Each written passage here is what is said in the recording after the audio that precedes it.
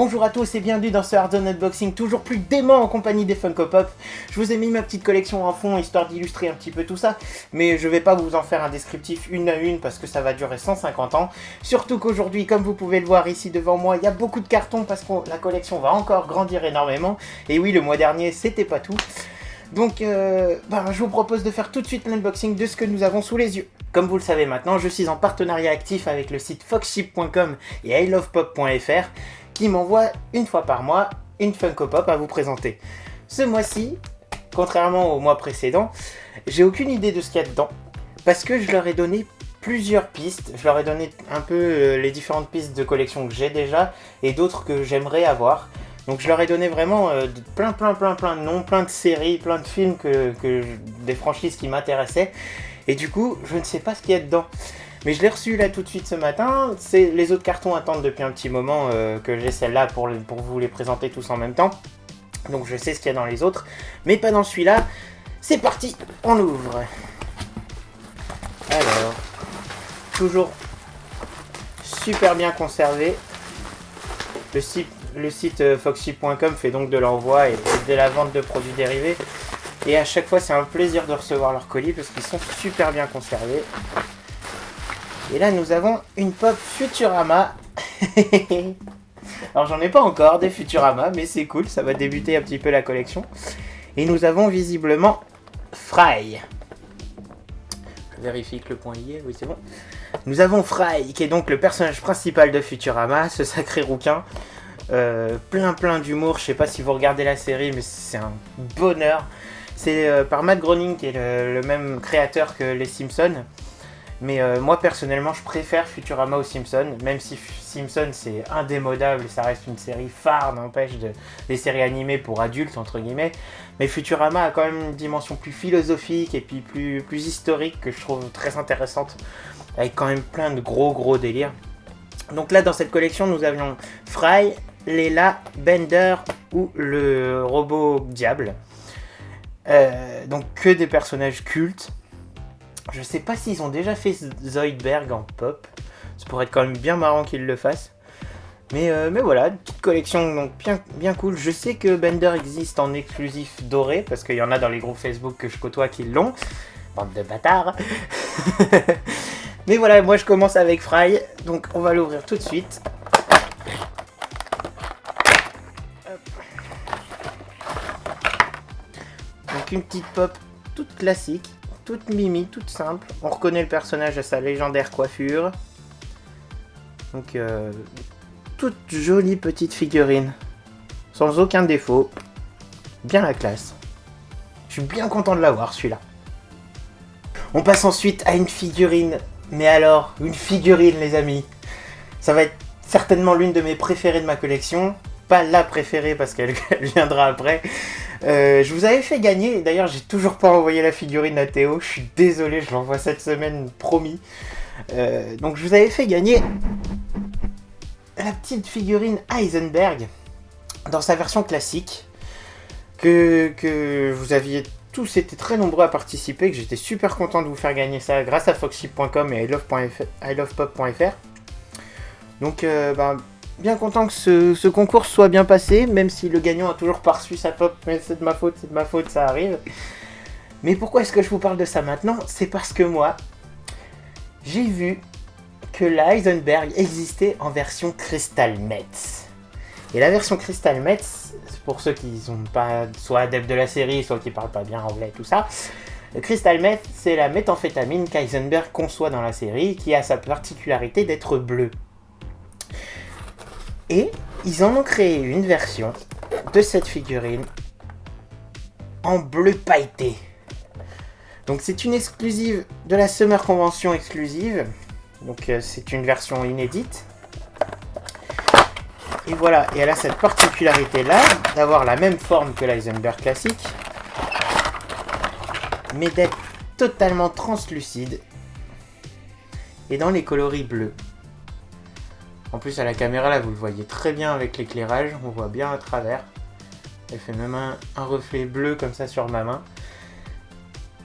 Et je la trouve juste géniale. Elle a quelques défauts de colle, mais comme je voulais que cet unboxing soit vraiment réel, comme ça je peux vous le montrer, il y a juste 2-3 points de colle, mais à léger coup de dissolvant à paupières, pas dissolvant à ongles, la colle part tout de suite. Donc je vous donne ce petit point là. Cette petite astuce si jamais vous avez des figurines dans ce cas là, donc la colle en fait elle vient du fait que quand il referme les deux parties, vous avez une légère jointure qui se fait à un endroit, et pour bien que ça tienne, il les colle. Surtout que là les lunettes sont collées aux oreilles, elles sont pas collées sur le devant du visage. Du coup vous pouvez avoir quelques petites traces de colle qui n'ont pas été enlevées sur la piste de l'usine en fait. Mais voilà, ça s'enlève très très facilement, vous en faites pas. Et cette figurine est vraiment magnifique. Je la trouve terrible. Au milieu des autres, vraiment, c'est la seule qu'on voit, elle ressort énormément. Pour peu que vous ayez une petite lumière en arrière d'elle pour montrer qu'elle est transparente, voilà, c'est une figurine magnifique. Je vous la survends un peu, mais je suis tellement fier de l'avoir. Ensuite, nous passons à une figurine tout aussi exclusive, ou tout du moins une version dérivée de sa version originale. C'est une figurine sur laquelle j'ai craqué depuis le début. J'ai même pas acheté la version originale, contrairement à Heisenberg qui m'a été envoyé par Foxip. J'ai même pas la version originale, je voulais cette version là, parce que je la trouve superbe, originale et intéressante. C'est la version de Vision. Alors Vision, dans le film Avengers Age of Ultron, il y a un petit moment dans le film, je vous spoil pas, je vous dis en gros, il y a un petit moment dans le film où Vision disparaît. Je pense que là ça spoil rien. Et ils en ont fait une version exclusive de cette figurine où on le voit disparaître, c'est-à-dire que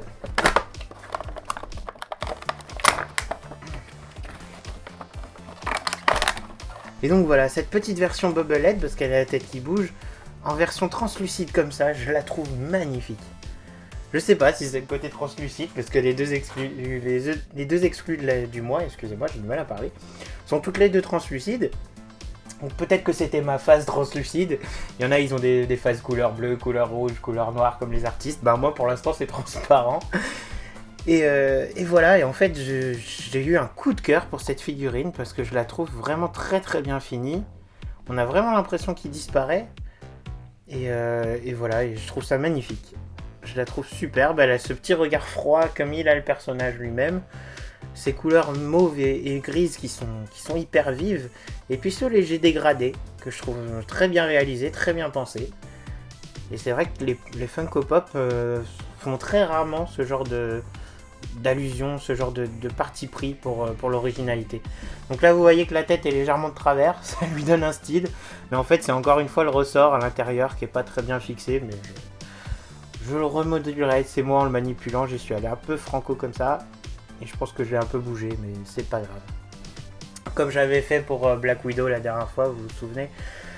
Donc tout ça, c'est juste des petits détails qui sont dus à l'empaquetage, qui sont dus à la façon dont elles sont transportées par nos chers amis de la Poste. Mais voilà, c'est pas grave. Hop.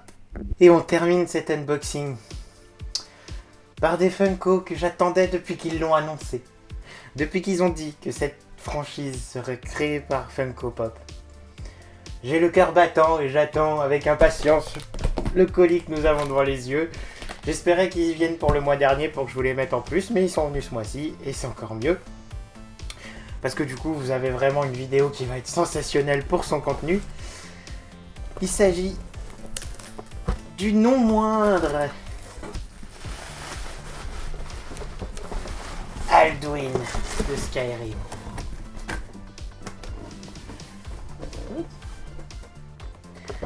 Alduin, c'est pour moi le dragon. Le dragon parfait. Je vous en avais déjà touché 2 mots sur les Funko Pop quand je vous ai parlé des dragons, etc. Alduin, c'est le fantasme du dragon. C'est le boss des jeux vidéo. Pour moi, il est au sommet de tout. Et quand j'ai vu qu'ils allaient le faire, j'ai craqué, quoi. Ils ont annoncé ça en juillet, je crois. Non, fin juin, que la pop sortirait au mois d'août. J'en avais déjà parlé à plein de monde. Voilà, pour moi, Alduin, c'est la Funko Pop qu'il me fallait. Je pouvais pas passer à côté. Comme vous le voyez, elle est en taille plus grande, comme le Thanos que j'avais là-bas. Parce qu'Alduin, il est gigantesque. C'est pas le plus grand dragon, mais c'est le boss des boss. Et je le trouve magnifique dans le jeu vidéo, qui est Skyrim, pour ceux qui n'ont pas suivi. Mais je le trouve magnifique dans le jeu, il est extrêmement difficile à battre, même si certains décrient et disent ouais non mais Skyrim c'est un jeu de rôle pour les noobs, la difficulté est extrêmement simple. Les gars, jaugez un petit peu mieux vos difficultés quand vous jouez, parce que c'est pas compliqué de changer un paramètre ou de se mettre un peu de difficulté en s'attaquant à, je sais pas, un boss sans magie, ou en s'attaquant, voilà. Moi, je l'ai attaqué direct à l'épée et j'en ai bavé et c'était vraiment un très très bon moment. Je vous cache pas que j'ai quand même mis quelques sorts dans ma poche et puis surtout des potions de soin parce qu'Alduin était très très difficile à battre en ce qui me concerne. Et voilà, voilà le bébé. Cette figurine est superbe. Complètement immobile, c'est une vraie statuette. J'ai un petit truc collé en dessous. On peut la poser sur un présentoir, on peut... Pouf, je la trouve trop belle. Le boss des boss, il va trôner au-dessus de toutes les autres figurines sur mon étagère. Il est super beau. Aucun défaut de peinture. C'est vrai que les jointures des différentes parties additionnées se voient quand même pas mal, mais c'est un détail quoi. J'ai aucun défaut de peinture, aucun défaut de colle. Il est super beau. Je suis vraiment trop heureux de l'avoir. Mais que serait Alduin sans un guerrier à combattre, sans le Dovahkiin, sans le guerrier des guerriers que nous avons ici dans sa version Daedra. Donc Daedra, pour ceux qui suivent et pour ceux qui ont déjà joué à Skyrim, en fait c'est l'armure presque absolue du jeu, c'est l'armure qui incarne en fait la puissance des divinités du jeu. Donc c'est le summum de l'allure du personnage. Je la trouve magnifique cette armure dans le jeu et dans la figurine aussi du coup. Elle donne une prestance et elle donne aussi une métaphore du dragon, parce qu'elle a cette forme très, très dragonesque sur le casque, etc. Qui scie très très bien au personnage et qui du coup lui donne encore plus de charisme quand tu dois combattre un dragon tel qu'Alduin. Donc voilà, je suis désolé, je deviens très bavard parce que ce jeu pour moi c'est le jeu ultime. J'ai passé plus de 300 heures à y jouer. C'est pour moi le jeu vidéo par excellence, le grand jeu de rôle tel qu'ils devraient tous être conçus. Même si je suis pas d'accord avec les choix qu'ils ont fait sur Tesso, la version online. Mais bon, ça c'est une autre histoire. Nous avons là le petit guerrier Daedra avec sa hache Daedra. La petite tête qui tourne. Là par contre nous avons quelques défauts de colle encore une fois. C'est un peu dommage mais c'est tout. La peinture est nickel. Les petits reflets rouges pour être qui symbolise le Daedra qui soit sous les différentes lamelles d'armure est super bien peint. Non, la figurine est très très jolie.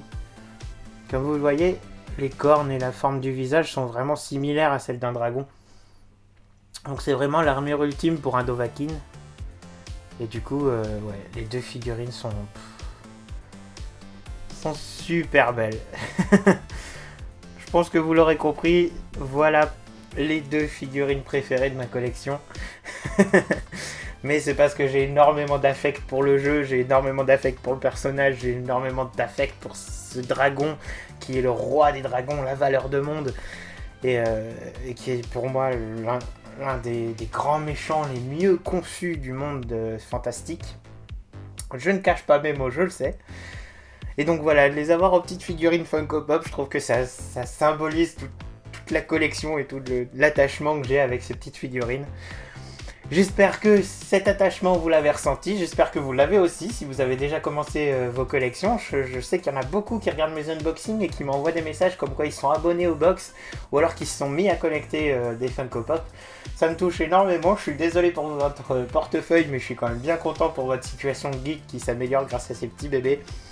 J'espère que cette vidéo vous aura plu, je me suis éclaté à la faire. Je vous dis à très bientôt sur Hardzone, ciao.